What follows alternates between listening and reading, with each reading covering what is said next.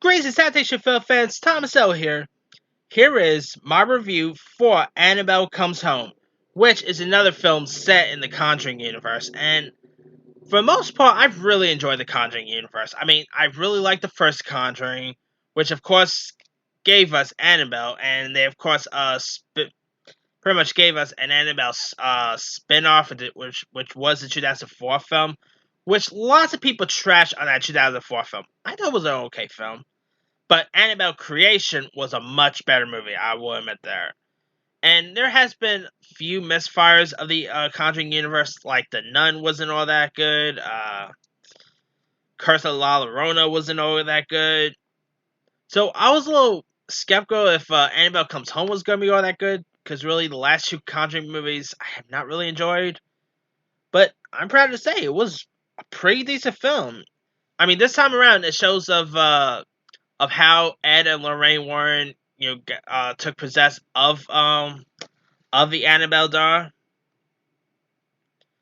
and they of course bring the doll home and keep the doll locked in their like artifacts in that artifacts box in their basement. Then like one day, you know their 10-year-old daughter is of course being babysitted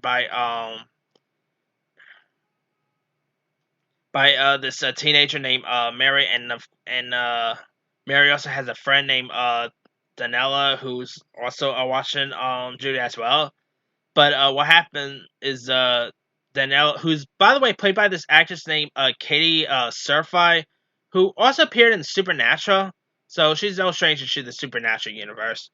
But anyway, Danella, accidentally, she pretty much, I should say accidentally, she kind of personally opened up the lock and moved the doll, and all hell broke loose. I'm not really gonna spoil too much of it because I don't want to give much away.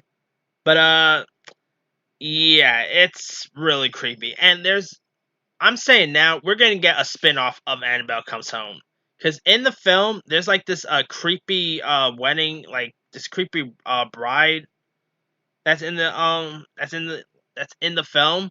I'm not gonna give too much away of what that bride is because I don't want to spoil anything. But I tell you right now, if that bride gets praise and whatever, we're gonna see a spin-off of that character. I mean, I kind of like how we got a spin-off of the Nun, which was not all that good, but well, I guarantee you we're gonna see a spin-off of that character. I'm just taking a guess, but anyway, yeah, this movie was a real creep fest. And Annabelle isn't like Chucky, where Annabelle, comes out from like comes alive and kills people with a knife or anything. I mean, she pretty much summons like spirits and all, and that's how creepy she could get. And also the one who plays the little girl, who plays Judy Warren, the actress name is McKenna Grace. She kind of reminds me of a young Dakota Fanning for some reason. I don't know why. Just probably because I recently rewatched that Robert De Niro film, Hide and Seek, and I gotta say, McKenna Grace do kind of resemble of a young Dakota Fanning, back in her Hide and Seek or I Am Sam days. But anyway, also if you guys want if you guys are rushing to see this movie because Ed and Lorraine Warren are in it, you're gonna be disappointed because I'm telling you now, Ed and Lorraine Warren are barely in the film. Like they're mainly a present in the beginning and a little bit. I'm not gonna. Yeah, I mean they're in the film. They're just not. They don't have like a big presence, Like in the trailer, they made it look like they were gonna play a bigger part, but in the film, they do not have that much of a big part. And of course, I mean, this is just called an Annabelle film. It's not really a Conjuring 3. I mean, of course, next year we got a third Conjuring where we'll of course see Ella Lorraine Warren play a bigger part. And this film actually sets up the Conjuring 3, believe it or not. I don't want to say why, but it kind of sets it up below. And also, the one who plays the babysitter, the actress name is Madison Eisman. She's actually become one of my favorite newer actresses. She was in the last Goosebumps sequel. She was in the Jumanji sequel. I've seen her pop up in other stuff. She's gonna be I hope she becomes a bigger star in the near future. She was actually I thought she gave a great performance in this.